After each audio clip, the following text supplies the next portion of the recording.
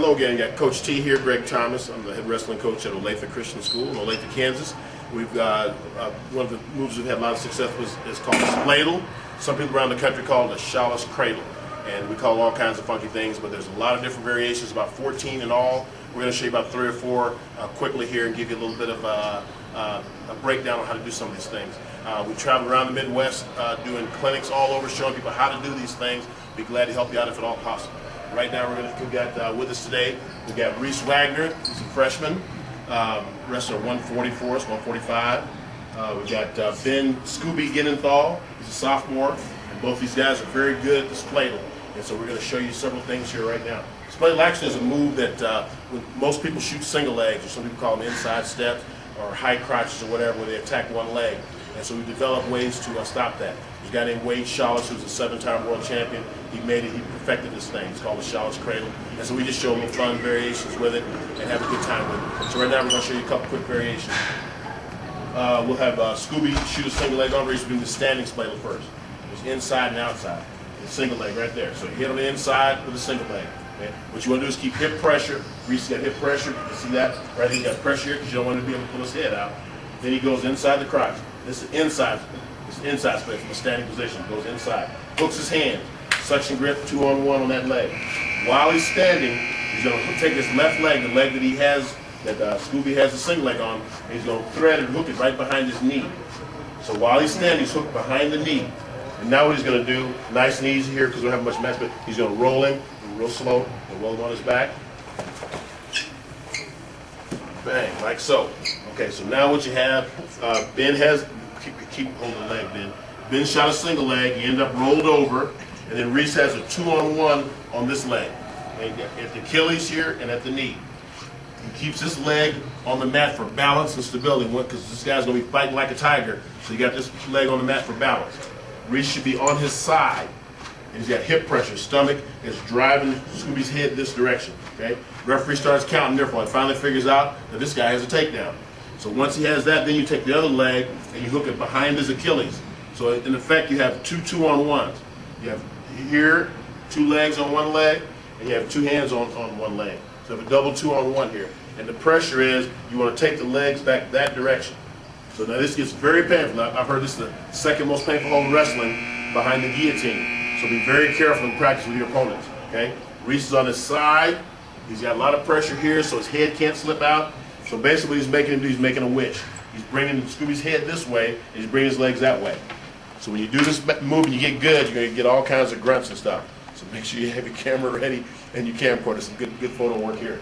But you got him here, and usually what happens is he's pinned. If the referee knows about this move, they'll call pin because there's so much pain involved here. But you look down, you should be able to see where the shoulders are pinned or not. Okay, on that second variation of the standing Spladle. Okay, head on single leg again. Head on the inside again. On the inside again. And this time we're going to go outside the leg. Instead of first time we went inside, show them inside real quick. Say it's inside. Now we're going to switch the hands around and go to an outside Spladle. Sometimes you can't quite thread that hand in there, so we're doing an outside Spladle. But it's still key to have hip pressure right here. You got to have pressure here, or else that guy will pull his head out. He said, "Coach, that move doesn't work." Okay. So once you get here, then it's the same finish as the other, where you go ahead and roll to the side, Reese, roll slow that way. Roll some of that. He rolls him on over, brings him on over, like so, and then he immediately takes his arm and gets the Achilles. Goes behind the Achilles. Once you go the other way, there you go, like that. The Achilles. The same thing as as he did the other move, only this time he was on it from an outside situation. Okay, so I won't go into the finish where you get your points and then he takes his leg and hooks there. But you want to make sure you establish control and bring it like that. When you Spladle a guy, make sure you don't hook both legs up initially, okay? Because that throws you off balance. You get both your legs up in the air. Keep this leg and then leg back, Keep this leg on the mat for stability. It's like you're like a rodeo rider. Ride him, bull, ride him, bull. You want to get control of him here, and then once you have control, then you can thread the other leg. That's a little bitty tip right there. So those are 2 variations of the standing Spladle. Now we're going to go to the mat technique. And now Scooby's going to put a Spladle. Scooby's pretty good at this. We're going to work Spladle from the mat. The guy shoots a single leg on the mat. Okay. You keep hip pressure in here again. Once again, he's threading inside. Okay, you got a 2-on-1, got that suction grip. And what you want to do is suck that knee to the chest right away. Okay? And then you grab the bottom of his foot. Now you can't see it here, but what happens is when you grab that foot and you pull that knee to the chest, there's a lot of torque on the side. The old accordion theory here. A lot of pain and suffering here. So be careful with your teammates in practice. If you're at the knee, you grab the bottom of his foot, Once you get here, this match should be over. Okay? You're going to bump into the side slowly. Then you're going to step through. Make sure you keep weight. Right, stop. Don't hook yet. Don't hook it yet. It is important for him to, you guys move away from here. It is important to have pressure on top. See what Scooby's weight is? Some of the guys I've worked with in the past, they have their weight back, and that's bad, having your weight back, because he can roll over and do almost like a Granby on top of it. So you want to have your weight, you want to have hip pressure on him, and you see where his weight is on top. So you're stepping through this bottom leg. In this case, it's his left leg, and you thread behind the knee if you can. Sometimes the guy, don't turn it over yet. Sometimes the guy's too long or too short for you to get behind the knee, so then you will grab at his Achilles. So you either hook at the Achilles or at the knee. Make sure you're at one of those two levers there. Okay, put him on his back slow. Take him real slow. Okay. So now we're in the same situation we were with the standing, where you end up, Scooby's on his side, and once he's got control of him here, some balance, support, and stability, now he hooks behind the knee at the Achilles. And then he's got a 2-on-1 here, and a 2-on-1 here. And he's bringing his legs that way. And he's driving his hip pressure into him. So you're going to get all kinds of grunts and groans and screams, so make sure you get good photographers. So we've had some great Spladles over the years, probably about 400 or 500 of them. Okay, make sure you're on your side, because you can be pinned here. It can be a defensive fall. Some referees look at that, so make sure you're on your side, driving hip pressure. If for some reason you feel his head getting loose in here, then you just come over on top of him, and you end up almost like in a bow and arrow cradle type of thing. Okay? All right, here we go. Now we'll go back to another variation. One at a time. That's what we're going to do, cross leg. Inside there. We start off here. We're going to do a cross leg Spladle here. First one was just a regular Spladle. Then once again, we do 2-on-1 at the knee. Drive his knee to his chest if you can. Grab the bottom of that foot. That is huge right there. And also in some cases when you're trying to work a Spladle, you can lift his leg up a little bit, and that lets you slide your leg through there. Okay? And let's say this guy, some guys will go and they'll take their leg and they'll block your bottom leg. So Reese will take his hand and block the bottom leg, so you can't go through with the first leg. So now you do what we call a cross leg. You go with the other leg. So you step through, hook at the knee or at the Achilles, and you go ahead and lay him over slowly. Pays the same. You get the knee this time. The only thing is you have the other leg, so it's a cross leg Spladle. Okay? On your side, that's just another variation.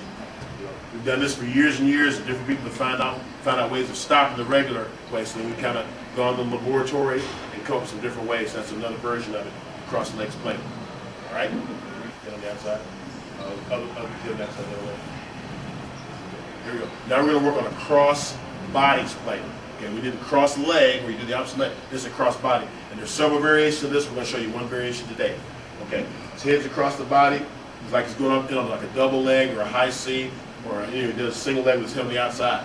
Not a problem. Scooby's going to come across his back. So it looks similar, only Reese's head is on the inside, his head's on the outside. Okay? Hook 2-on-1 here. Now what some wrestlers will do here is they get you, they're going to step over your leg. So Reese will come and step over his leg, which is what you want. Welcome to my nightmare. So he's in on your leg, and he steps over your leg right here. Now from here, you're hooked here. Now you just stack him up on his head. Nice and slow. Stack him on his head. So now it's a cross body Spladle. This is very painful also. A couple of key points here is you want to keep his knees down near his ears. Let his legs come this way. Let his legs come like that. You don't want his legs to get up like that, because then it ends up being a scramble situation. You can end up in a regular Spladle from there, but you don't want that. Keep his knees down, drive pressure into him, and he's done. That's the first variation of a cross-body Spladle. There's about 3 or 4 different variations. We'll go over those on further times there. So we appreciate the time here today. There's all kinds of different fun things you do with a Spladle, it's just things that we do a lot of. You can check out my website, Coach T, www.coachtd.com. We travel around, we'll show you guys how to do this and how to have some fun with this. These guys are both webmasters. If you do 7 Spladles in 1 year, you become a webmaster. You get a nice little award there. So the coaches can take that and have fun with it and do whatever you want to do as incentives for your wrestlers to excel in wrestling. Thank you.